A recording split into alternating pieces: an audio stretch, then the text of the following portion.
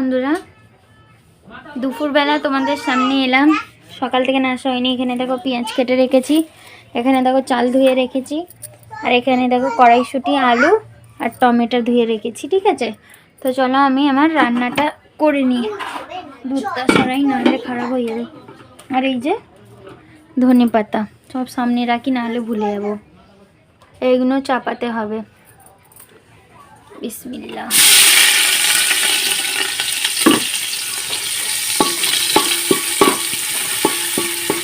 আজকে হচ্ছে একটু তাহারি করব, মাংস ছাড়া তাহারি। ঠিক আছে, মাংস ছাড়া হয়তো তাহারি করছি, খিচুড়ি।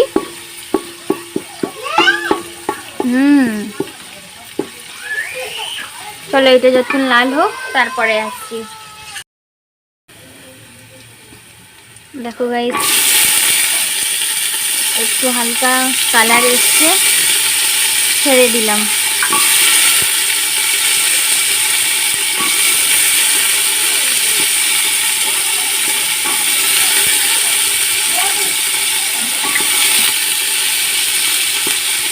বেশি আলু দিইনি, গদগদ করবে না হলে।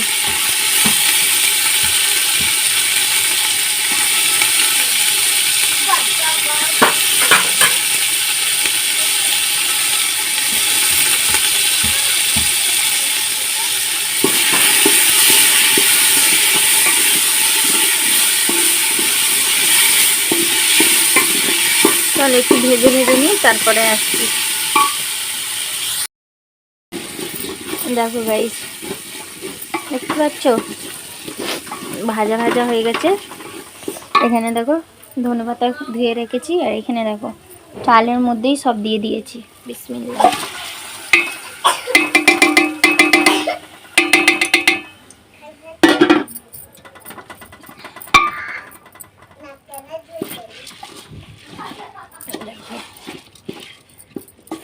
চালেতেই সব মশলা বের করে রেডি করে নিয়েছিলাম।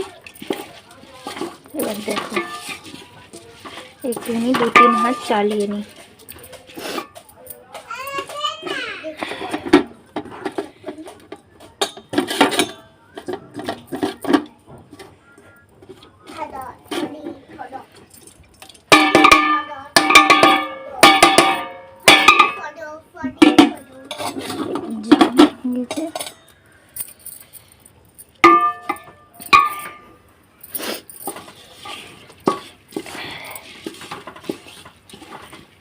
একটুখানি ভেজে নিই, তারপরে লাস্টে পানি দিয়ে ধনে পাতাটাকে দিয়ে দেবো, একটুখানি কষিয়ে নিই।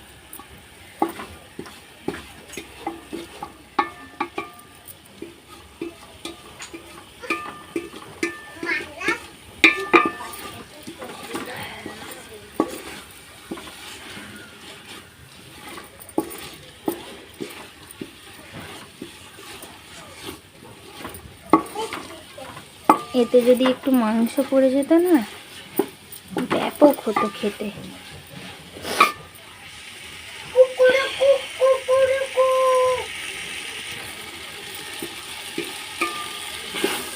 চলো এবারে চিরচির চিরচির করছে, এবারে পানি দিতে হবে।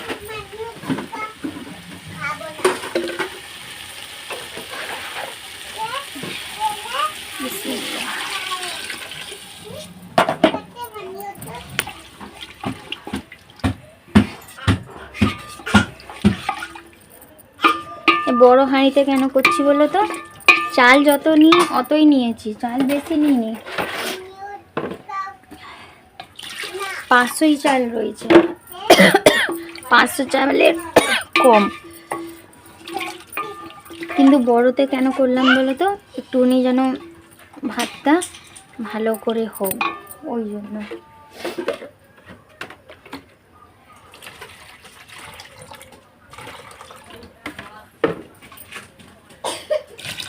এত পানি দিই হয়ে যাবে তাহলে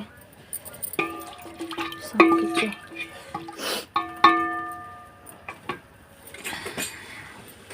চলো এবারে ধনে পাতাটাকে দিয়ে দিই। বিসমিল্লাহ।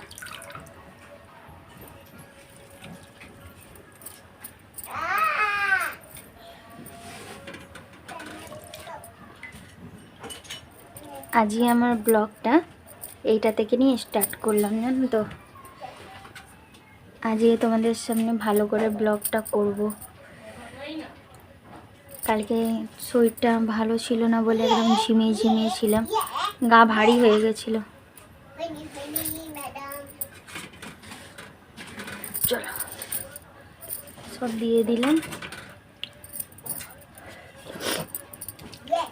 দেখছো কে কে খাবে গাইস, চলে এসো।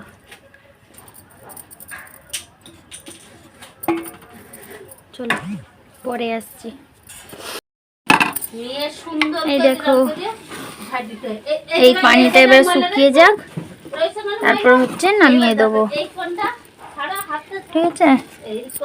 এরকম বার করে নিয়ে এরকম বার করে নিয়ে এরকম আস্তে আস্তে এইবার এখানটা এরকম।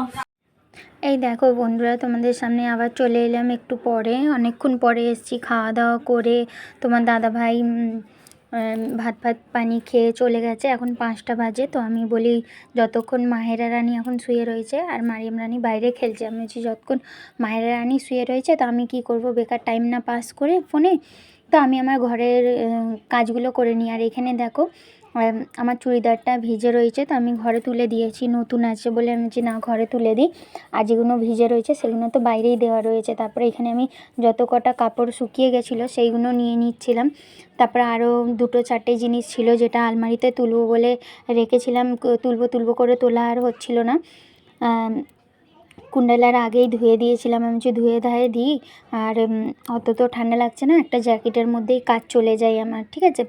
তো এখন ওই শার্টটাও ভিজে রয়েছে তোমার দাদাকে, তো কালকে রোদে দিয়ে দেবো। আর আমি আমার জ্যাকেটটাকে ওইখানে রেখেছি, এখন ওইখানে পরিষ্কার করছি না, আগে আমি কাপড়গুলোকেই গুছিয়ে নিচ্ছি, ভাঁজ ভালো করে নিচ্ছি। এখন মাহেরা রানী শুয়ে রয়েছে, আমি শান্তিভাবে করতে পারছি, দেখতেই পাচ্ছ আমি একদম চুপচাপ করে একদম মন প্রাণ দিয়ে আমি কাজগুলো করছি। মাহেরা রানীর রয়েছে, মারিয়াম রানীর রয়েছে, তারপরে তোমার দাদার রয়েছে, আমার রয়েছে, সব কাপড়গুলো রয়েছে। কিছুটা ভেতরের আলমারিতে তুলে রাখতে হবে, কিছুটা বাইরে রয়েছে।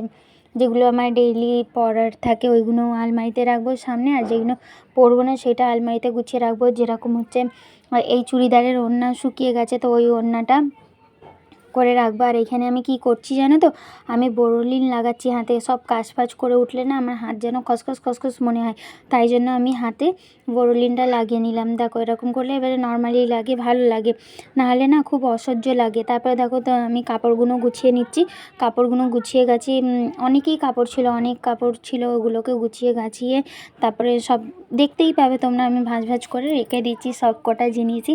আর মাহেরা রানী তো একবার উঠে পড়েছিল, তারপরে আবার ওকে ঘুম পাড়িয়ে দিলাম, আবার শুয়ে গেছিলো। নাহলে আমার মাথার যন্ত্রণা, ওর না ঘুম পুরো হলে না আমার মাথার যন্ত্রণা করে দেয়। যেরকম বড় মানুষরাই বলো তো, যদি ঘুম না পুরো হয়, ঘুম থেকে উঠতে হয় কত কষ্ট লাগে বলো তো, সেই ঠিক সেরকমই। তো আমার এইদিকে মারিয়াম রানী পড়ে এসছে, তো ওই পড়ার ওড়নাটাকেও আমি গুছিয়ে রেখে দিচ্ছি, আমি গুছিয়ে গাছিয়ে রেখে দিই, তাহলে যখন যেইটা আসবে সেইটা আমি ওইদিকে দেখছি। কারণ মারিয়াম চলে এসছে, মারিয়াম চুপ করেই আছে, সেই জন্য জানে মাহেরা রানী কাপড় ধুচ্ছে, তাই জন্য। তো যাই হোক চলো দেখো আমি করে নিচ্ছি, কাপড়গুলোকে রেখে নিচ্ছি, ঠিক আছে, কাপড়গুলোকে। আর এইটা মারিয়াম রানী আমাকে দিনের বেলা দিয়েছিল, আমি বললাম আমি নাইটি দে, তো নাইটি না দিয়ে এই চুড়িদারটা দিয়েছিল। তো যেরকম বাচ্চা মেয়ে যেরকম হোক করে রেখে দিয়েছিল, তাই আমি গুছিয়ে নিচ্ছি, গুছিয়ে গাছিয়ে ভালো করে রেখে দিচ্ছি, জানো তো। আর বাচ্চা মেয়ে অতই করে দিয়েছে, অনেক করে দিয়েছে, ঠিক যে যার জায়গাতে রেখে দিয়েছে, নাহলে তো জানি মাম্মি চেল্লাবে এসে, সেই জন্য। তো দেখো এই ঘরের পড়ার জিনিসগুলোকে আমি এখানে কিন্তু রেখে দিচ্ছি।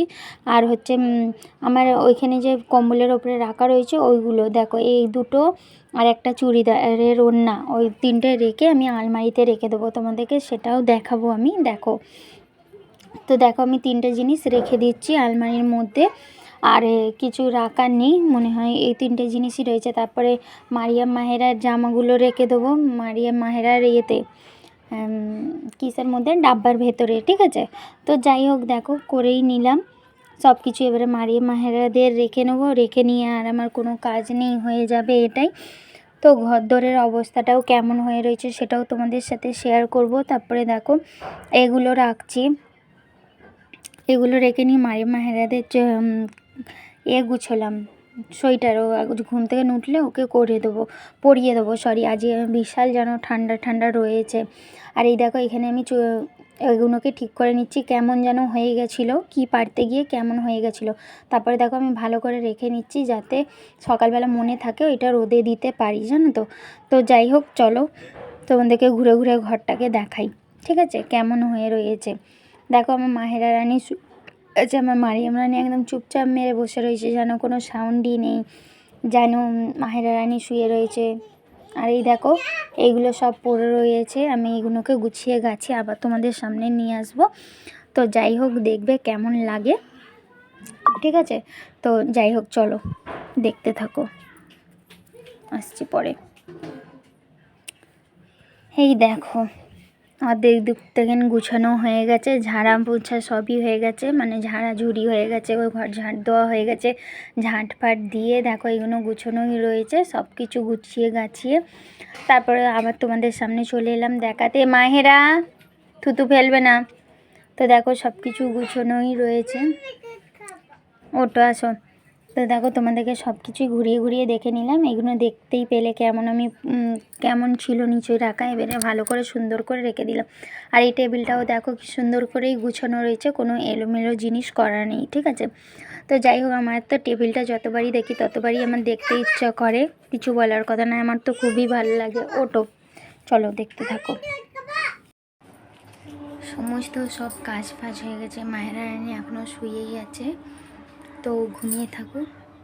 আমার তো সব কাজ ফাজ হয়ে গেল, আজান হয়ে যাক, আজান হয়ে গেলে একটুখানি মাথায় তেল দেবো, তেল দেওয়া হয়নি অনেক দিন হচ্ছে, তেল দেওয়া হয়নি। তো যাই হোক চলো দেখতে থাকো। আর এখন আসবো না, ব্লগটা অনেকই বড় হয়ে যাবে না হলে, তো একচোটে রাতের দিকে আসবো, আগে এডিট করি দেখি কত হচ্ছে। চলো আসছি পরে। এই দেখো বন্ধুরা আমার মেয়েদের 5টা 5টা করে খাবার জিনিস রয়েছে, ওকে বলেছি দুটো দুটো করে 4টে নিয়ে আসবে, তো ও কী করেছে 5টা 5টা করে 10টা নিয়ে চলে এসছে, দেখতে পাচ্ছ। তো যাই হোক আর আমার মেয়ের মুখে হাসি দেখো, আর দেখো ওর লাপানি ঝাপানি শুরু হয়ে গেছে খুশিতে। আমি যে মারিয়ামেরটা নিয়েছিলাম বললো না মাম্মি আমারটাও ভিডিও করো, হচ্ছে ঠিক আছে। তো দেখো আমি আছি বলে এত কম, ওর পাপার থেকে কিন্তু আরও বেশি খায়, ওর পাপা থেকে দামি দামি জিনিসগুলো খায়, আমি তো তবু কম দামি কিনে দিয়েছি, আমি মা না, তার জন্য একটুখানি বুঝে সুঝে চলতে হয় মাদেরকে, তাই না বলো।